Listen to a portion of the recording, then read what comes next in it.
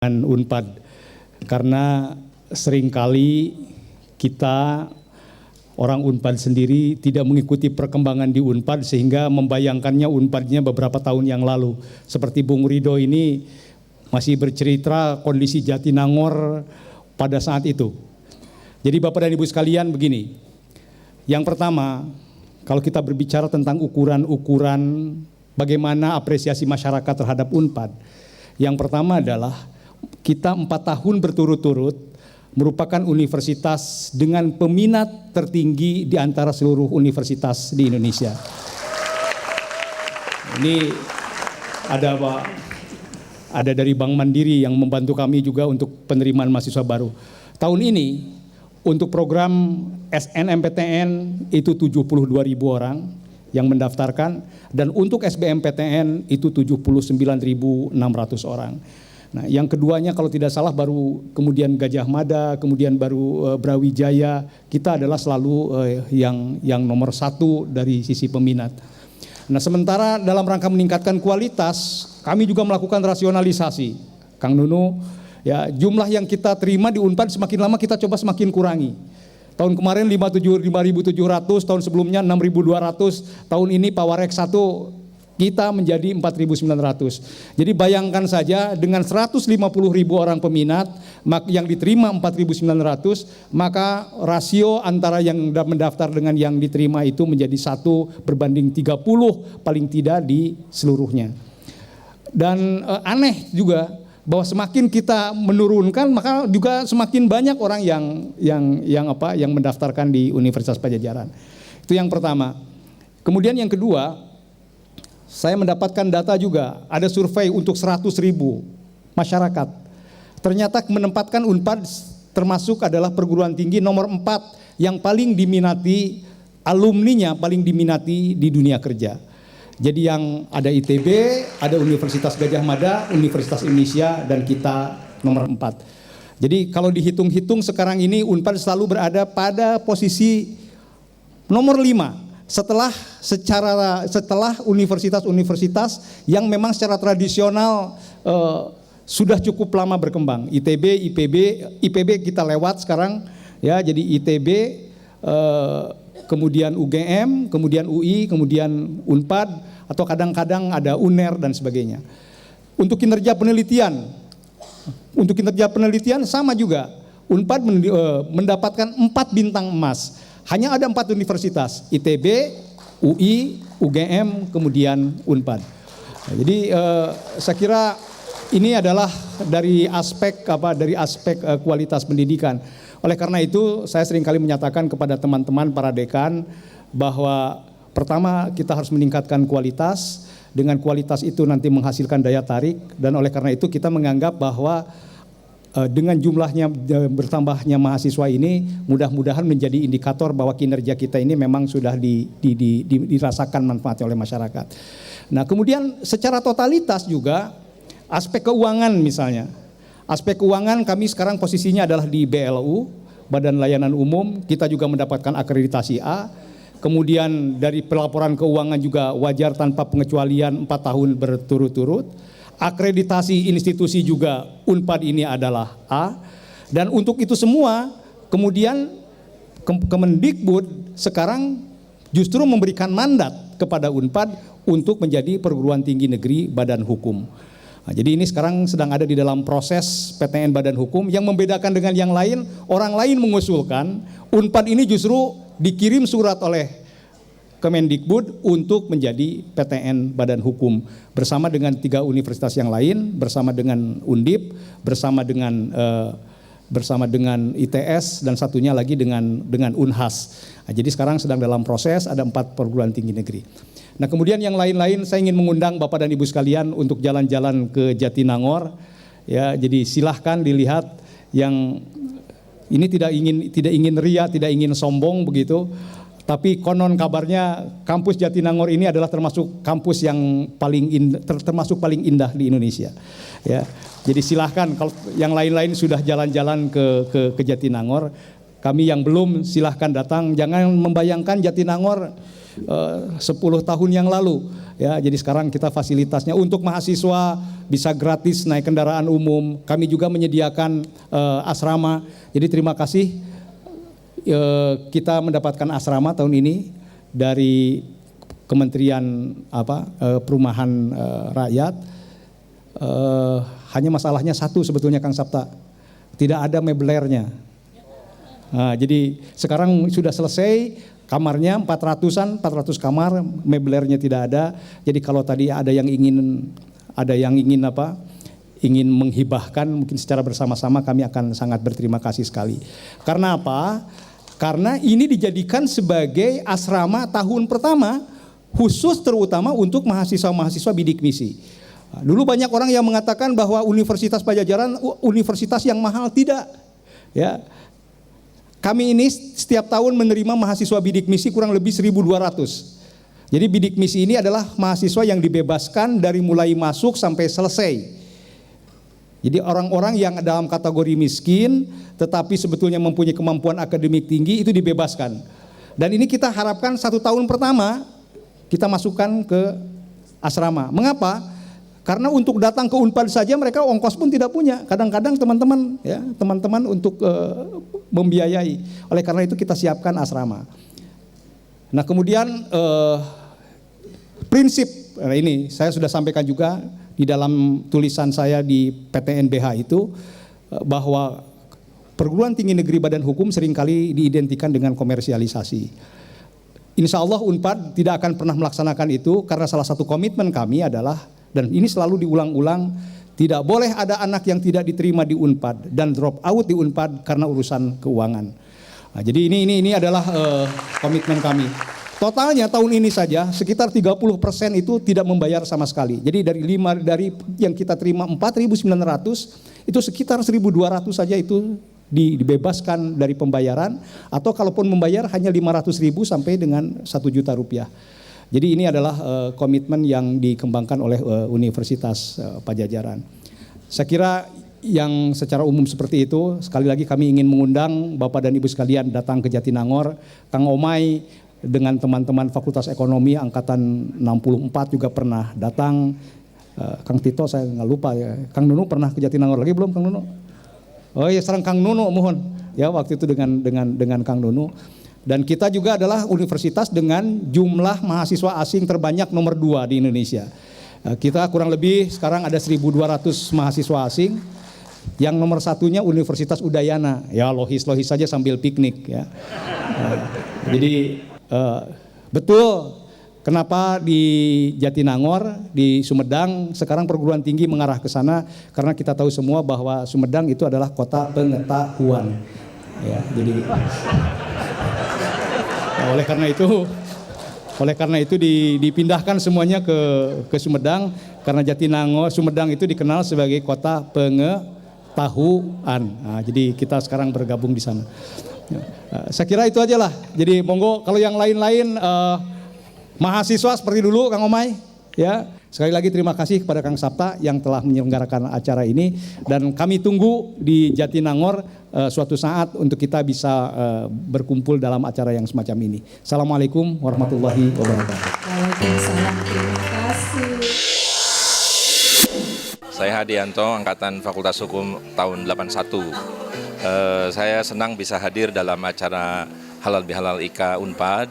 Tentu ini tidak saja dalam kaitannya silaturahim antar alumni, tetapi juga diharapkan dari pertemuan ini alumni bisa memberikan kontribusi terhadap pembangunan bangsa melalui berbagai dialog maupun tukar pikiran, tukar pengalaman yang bisa dimanfaatkan untuk kebaikan atau pembangunan bangsa lebih baik lagi. Demikian.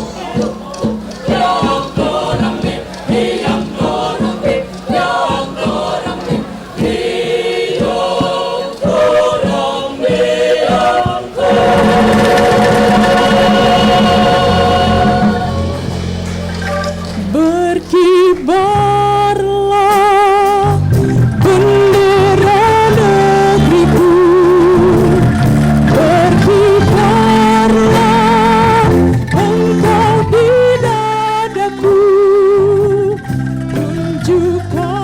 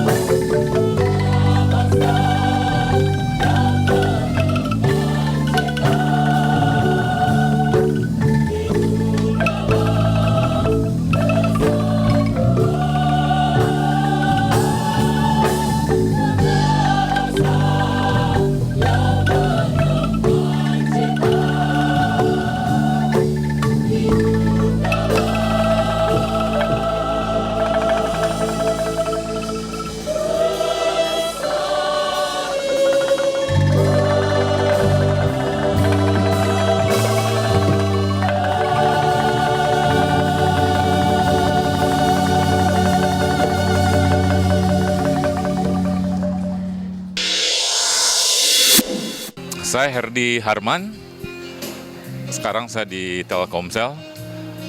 Ini alumni Unpad Fakultas Hukum tahun 81. Dan senang sekali bisa bergabung di acara ini. Jadi riung mumpulung ketemu lagi sama teman-teman lama. Sukses selalu buat IKA Unpad.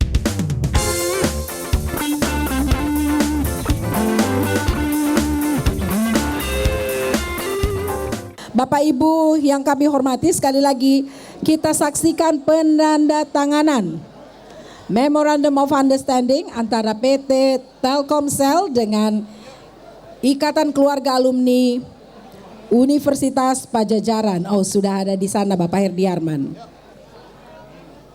Untuk dan atas nama IKA Unpad Dr. Sapta Nirwandar, Sarjana Ekonomi, dan tentunya Universitas Pajajaran oleh Rektor Profesor Dr. Ganjar Kurnia dan Direktur Human Capital Management PT Telkomsel Bapak Herdi Harman SH MBA LLM.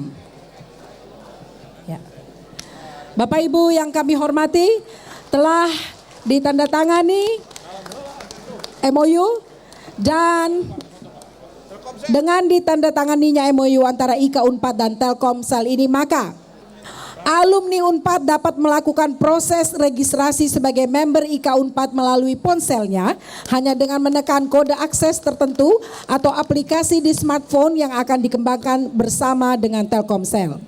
Yang kedua, alumni Unpad pengguna Telkomsel yang sudah terregistrasi sebagai member IKA Unpad mendapatkan fasilitas panggilan dan SMS tanpa biaya alias gratis ke sesama member IKA Unpad.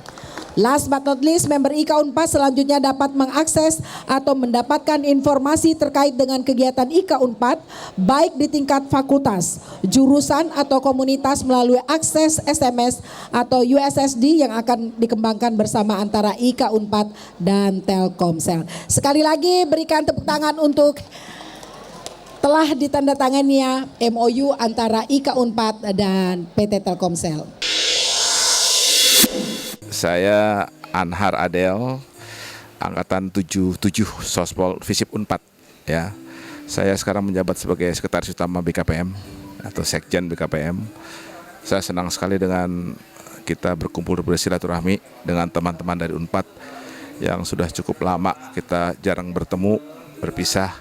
Kita bisa sama-sama mengenang masa-masa waktu mahasiswa dulu bersama-sama dengan teman-teman, duka, suka, dan macam-macam. Mudah-mudahan